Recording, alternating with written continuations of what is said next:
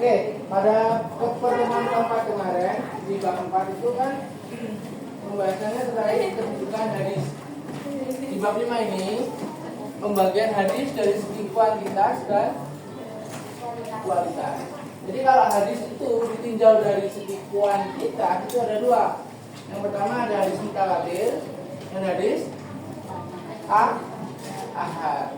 Jadi kalau yang kualitas itu nanti seperti sore, hasan, dhaif, itu kualitas.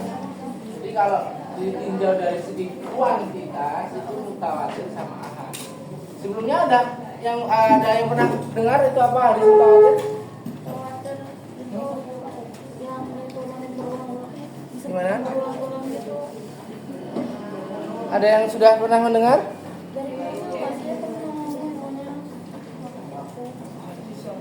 Apa? Yang anak pondok, ayo, dulu pernah pondok kalinya. Tahu? Jadi hadis mutawatir itu apa sih? Hadis yang jalurnya itu banyak perawinya. Jadi hadisnya itu berurut, maksudnya jalur perawinya itu banyak. Tuh, mutawatir itu harus hadis yang berurutan, jalurnya itu banyak. Kelihatan nggak? Kelihatan ya?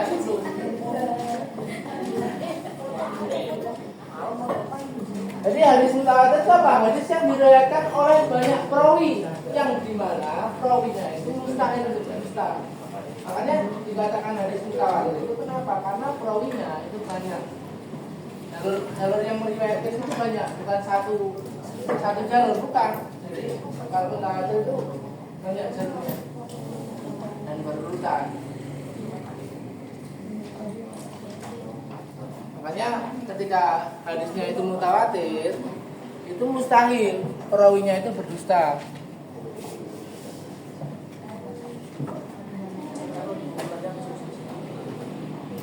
Syarat dikatakan hadis mutawatir itu apabila satu, perawinya itu melihat langsung atau mendengarkan langsung bahwa Nabi Muhammad SAW itu melakukan ataupun mengatakan. Jadi ketika dikatakan hadis mutawatir itu perawinya itu ya melihat langsung oleh fazaila dan mendengarkan oleh pendengaran atau telinga. Itu syaratnya. Jadi hadisnya itu memang benar-benar perawinya yang meriwayatkan. Seperti contoh misal Abu Hurairah, terus siapa lagi, Aisyah, dan seterusnya. Itu langsung melihat ataupun mendengarkan. Syarat yang kedua dikatakan mutawatir apabila perawinya itu menurut Ashabi Syafi'iyah, mengikut Imam Syafi'i itu minimal 5 orang perawinya.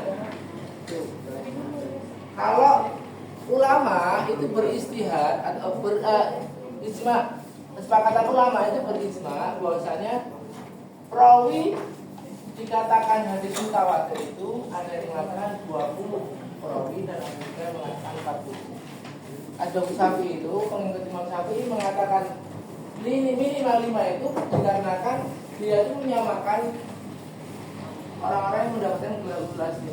Ada berapa gelar ulas ini? Ada 5. Dalam surat Al-Anbiya itu dijelaskan seperti itu. Pengikut Imam Syafi'i itu mengatakan banyaknya perawi hadis mutawatir itu apabila di situ telah memenuhi syarat. Salah satunya itu mengatakan seperti itu disamakan gelar ulas. Sampai sini ada yang ditanyakan? Paham nggak? Jadi mutawatir itu apa sih? Hadis yang rawinya banyak, itu mutawatir. Ya. Ataupun hadis yang diriwayatkan oleh perawinya yang dimana perawinya itu mustahil. Ya memang perawinya harus banyak. Kalau perawinya masih di bawah 5 nanti belum termasuk mutawatir, belum sampai ke derajat mutawatir.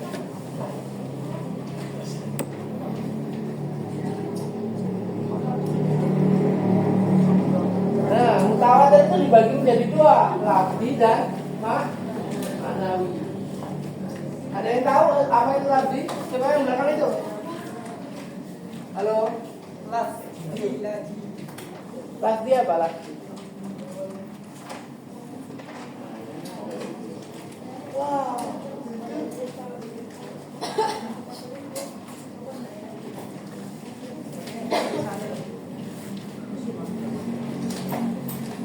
Ini yang saya baca masa nggak kelihatan ini? Kelihatan nggak?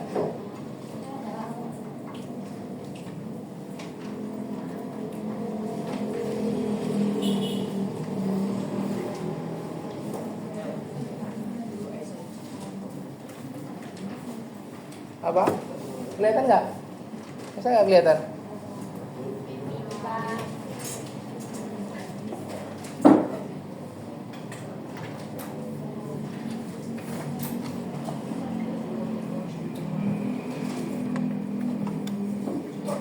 Apa? Kelihatan nggak? Masa nggak kelihatan sih? Jadi apa hadis mutawatir lafzi itu? Hadis yang lafadznya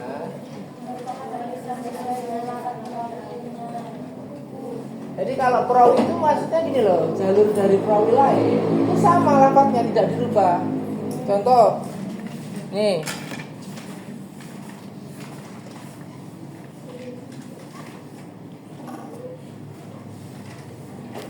wa hadatsana Muhammad ibn Ubaidin. Coba kamu baca.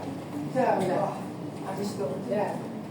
Wa hadatsana Muhammad ibn Ubaidin.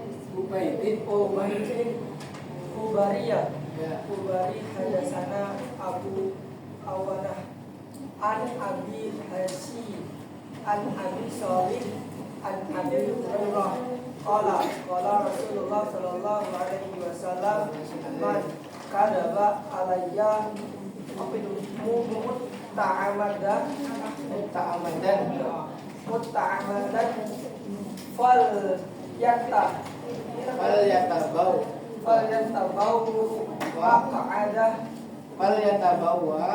maq'adahu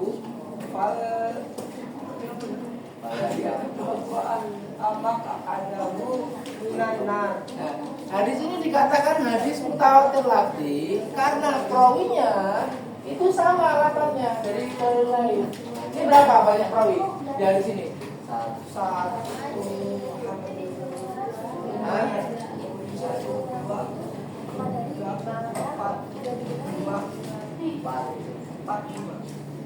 Berapa?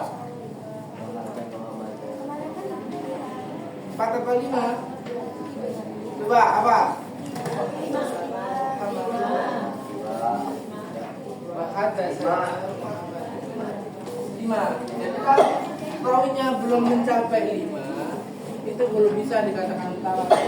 Nanti sahabat lain mengatakan hadis ini sama juga lafadznya. Jadi bukan beda segi mana ya. Jadi misal nama amal biniyat itu setelahnya nanti sama. Pokoknya sesungguhnya segala sesuatu itu tergantung niat. Contohnya seperti itu. Jadi apa yang dikatakan Nabi yang dibukukan atau yang dirawikan oleh para perawi itu sama lafadznya, itu segi lafadz. Mutawatir dari segi lafadz. Nah, kalau mutawatir dari segi makna itu maknanya yang sama, lafadznya yang berbeda. Tuh. Contoh, kalau mutawatir maknawi ya. Tuh. Karena itu sesuatu yang mutawatir, maksudnya makna dari secara konklusif. Artinya hadis tersebut bukan makna dari lafadznya, tetapi makna yang disampaikan mengandung kesimpulan yang sama. Contoh, di dalam hadis ini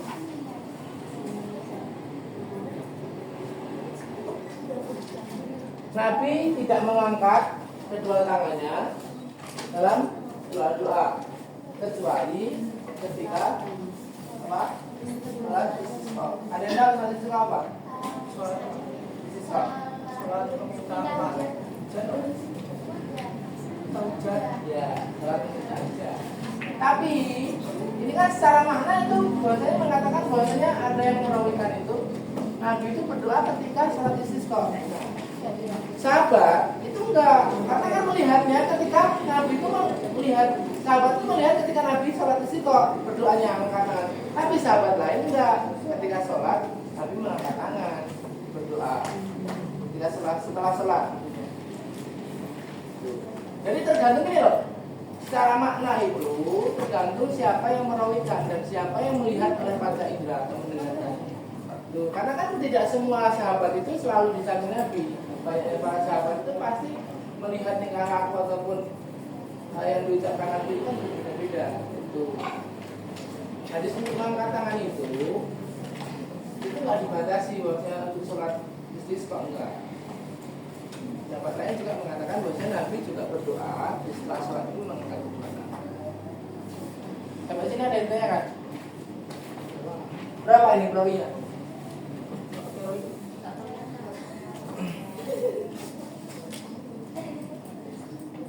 Berapa? Yang mana Pak? Yang kanan. Yang kanan? 1, 2, 3, 4, 5, 6.